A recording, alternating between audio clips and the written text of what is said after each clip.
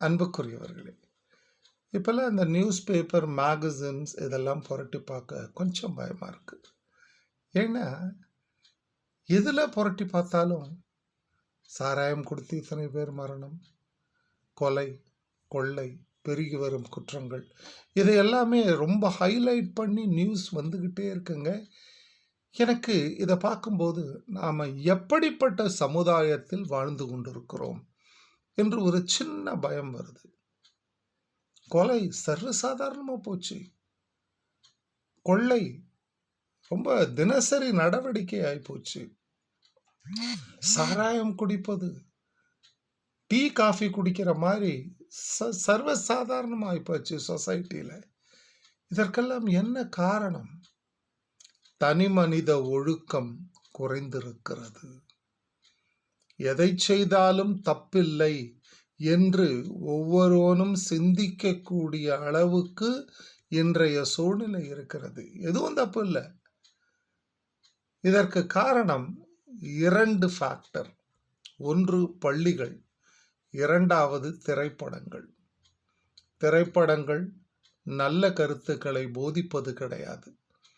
நல்ல கருத்துக்களை எடுத்து சொல்லுகின்ற படங்கள் ஒரு ஷோ கூட ஓடுவது கிடையாது. அப்ப திரைப்படங்கள் மனிதனுக்கு ஒரு வடிகால். அந்த காலத்தில் எப்படி நாடகம், கூத்து இப்படி போய் நல்ல விஷயங்களை கற்றுக்கிட்டாங்க. அது ஒரு வடிகாலாக இருந்தது. இந்த கால திரைப்படங்கள் எல்லா விதமான குற்றங்களையும் நியாயப்படுத்துகின்றன.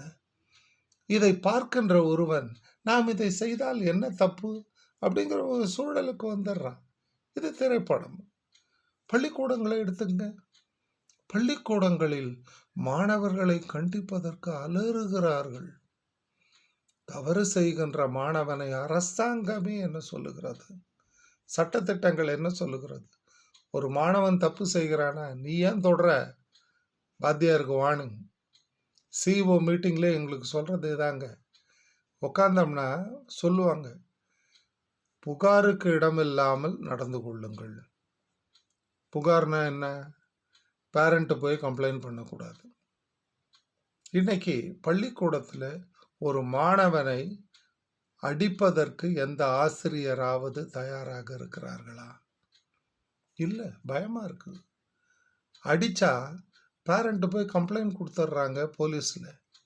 ஆசிரியரை லாக்கப்பில் தூக்கி வந்து வச்சிடுறாங்க. மாணவர்களிடம் நெருங்கவே ஆசிரியர்கள் பயப்படுகிறார்கள். புது புது சட்டங்கள். மாணவர்களை தண்டித்தால் மாணவர்களுக்கு தண்டனை கிடையாது. மாணவர்கள் தவறுகளுக்கு, அந்த தவறை கண்டிக்கின்ற ஆசிரியனுக்கு தான் தண்டனை.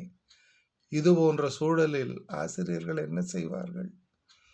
மாணவர்கள் எப்படி முடி வளர்த்தால் என்ன, எந்த மாதிரி உடை போட்டு கொண்டு வந்தால் என்ன, காலையில் 8:30 மணிக்கு பள்ளிக்கூடத்துக்குள்ள நுழைஞ்சோமா, சாயங்காலம் 5 மணிக்கு சேஃபாக வெளியே வந்துட்டோமா, இப்படித்தான் ஆசிரியர்கள் இருக்கிறார்கள்.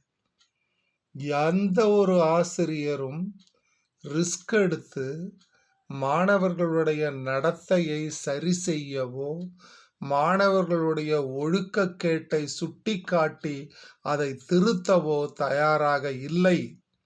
இதுதான் கசப்பான உண்மை. ஸோ எந்த ஒரு சமுதாயத்தில் ஒரு ஆசிரியன் இப்படி ஒரு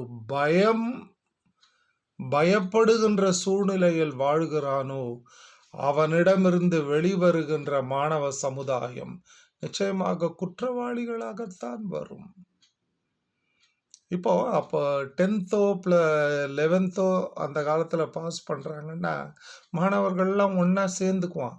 சேர்ந்து என்ன பண்ணுவான், சாயங்காலம் வந்து ஒரு டீ கடையில் அசம்பிள் ஆகி, நல்ல மார்க் வாங்கியிருக்க, எங்களுக்கு டீ பிஸ்கட் வாங்கி கொடுன்னுவான். அதே மாணவ சமுதாயம் இன்றைக்கு என்ன செய்கிறது? 10th பாஸ் பண்ணுறாங்க, பீர் வாங்கி கொடுறான் மாப்பிள்ளைன்னு கேட்குறான். இது மாணவர்கள் மட்டுமல்ல, மாணவியரும் இதில் ஈடுபடுவது எத்தனை பெரிய சமுதாய முன்னேற்றம்.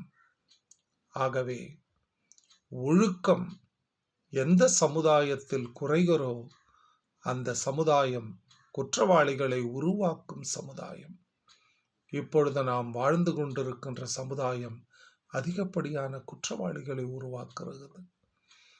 எந்த ஒரு மனிதனின் மனதிலும் தான் செய்வது தவறு என்ற எண்ணத்தை உருவாக்குகின்ற அளவுக்கு இன்று பள்ளிகள் இல்லை, திரைப்படங்கள் இல்லை. என்னை பொறுத்தவரையில் திரைப்படம் கூலிக்கு, காசுக்காக. ஆனால் பள்ளிக்கூடங்கள் அப்படி அல்ல. பள்ளிக்கூடங்கள் கோயில்களாக மாற வேண்டும். ஆசிரியர்கள் நல்லவற்றை போதிக்கின்ற தெய்வங்களாக மாற வேண்டும். அப்படி மாறினால் சமுதாய புரட்சி ஏற்படும், குற்றங்கள் குறையும், மனிதன் உண்மையில் மனிதனாக வாழ்வான். வாழ்க வளமுடன்.